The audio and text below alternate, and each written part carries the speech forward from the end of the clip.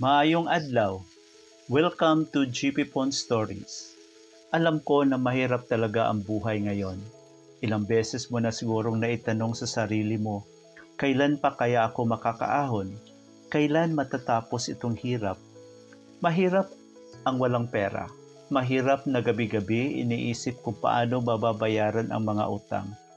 Mahirap na nakikita mong may hinihiling ang mga anak mo pero hindi mo maibigay.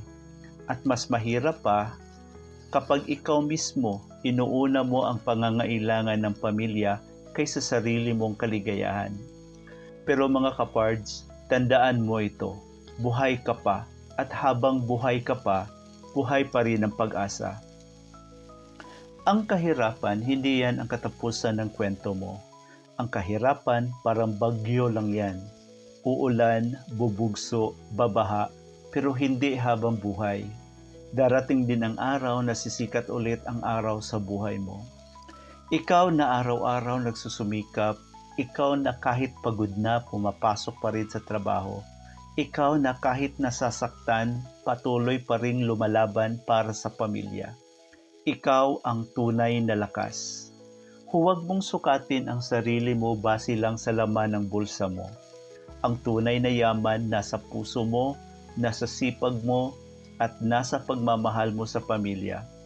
Kahit maliit lang ang hawak mo ngayon, huwag mong maliitin ang halaga ng pawis, luha at bawat dasal na binibitawan mo. Kasi lahat yan may bunga.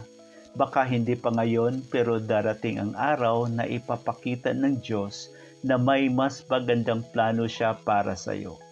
At oo, darating ang araw na lilingon ka sa nakaraan at sasabihin mo, salamat sa lahat na pinagdaanan ko.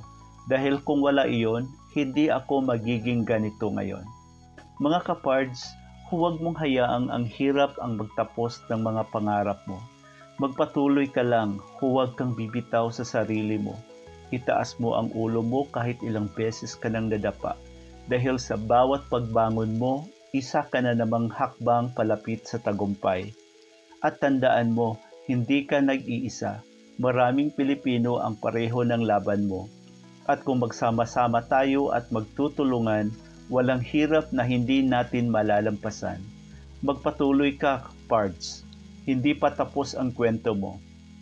Ang luha mo ngayon magiging tawa bukas. Ang pagkakautang mo ngayon magiging tagumpay sa darating na panahon. Kapit lang, kakayanin mo ito. At sa lahat ng nahihirapan ngayon, huwag mong kalimutan, may mas maliwanag na bukas na naghihintay para sa iyo.